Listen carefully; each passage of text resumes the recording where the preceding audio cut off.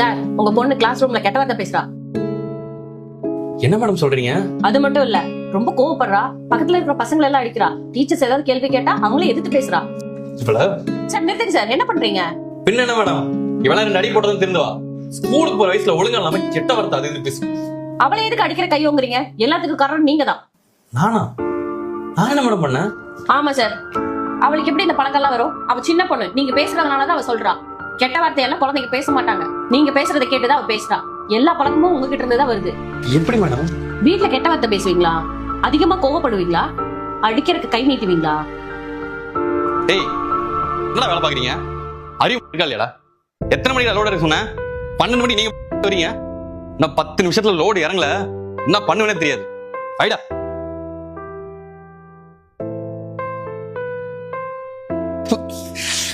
ஏய், சனி என்னடி காபி போட்டிருக்க? சர்க்கரை இல்ல, ஒண்ணும் இல்ல. சக்கரை கரெக்டா போட்டியா? இப்ப நான் போய் சொல்றேன்னு சொல்றியா? காஃபில ஒழுங்கா சர்க்கரையை போறதுக்கு துப்பு இல்ல. எதுக்கு நீ காலங்கத்துல உயிரை வாங்குற? சனியன.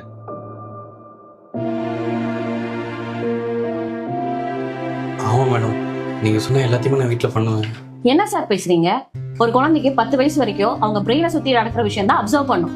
அதுதான் அவங்க கேரக்டர், மென்டல் ஹெல்த்தையும் டிசைட் பண்ணும். சின்ன வயசுல இருந்து நிறைய சண்டை சச்சரவு, அழுக, இதை பார்த்தே அந்த குழந்தை வளர்ந்தா வளரும் போதே வைலண்டாவும் அன்ஸ்டேபிளாவும் தான் இருப்பா. இது ஏன் சார் நீங்க புரிஞ்சுக்கவே மாட்டீங்களா? நீங்க சொல்றதுதான் கரெக்ட் தான் மேடம். நான் சின்ன பிள்ளையா இருக்கிறப்போ எங்க அப்பா எதுக்கு எடுத்தாலும் டென்ஷன் ஆவாரு, அடிப்பாரு, திட்டுவாரு. அவரெல்லாம் பார்த்து அப்படியே வளர்ந்து எனக்கும் அந்த பழக்கம் ஒட்டிக்கிச்சு மேடம். இப்ப பார்த்தா என்கிட்ட இருந்து என் பொண்ணுக்கும் அந்த பழக்கம் வருதுன்னு நினைக்கும் போது ரொம்ப கஷ்டமா இருக்கு மேடம். இப்ப நான் என்ன பண்றது? ஒரு விஷயத்த புரிஞ்சுக்கோங்க, குழந்தைகளோட பிரெயின் ரொம்ப ஆக்டிவா இருக்கும். சோ இந்த மாதிரி ப்ராப்ளம்ஸ் எல்லாம் அவங்க பார்த்து வளரும் போது அவங்க பிஹேவியர்ல சேஞ்சஸ் வரும். சோ அதுதான் நாளைக்கு அவங்க கிரிமினலா மாற கூட வாய்ப்பு இருக்கு. என்ன மேடம் இப்படிலாம் சொல்றீங்க? இப்ப நான் என்ன பண்றது? தயவு செஞ்சு குழந்தைங்க முன்னாடி கெட்ட வார்த்தை பேசாதீங்க. இந்த சிகரெட், ட்ரிங்க்ஸ் எல்லாம் அவங்க முன்னாடி பண்ணவே பண்ணாதீங்க. கோவத்தை கண்ட்ரோலா வச்சுக்கோங்க.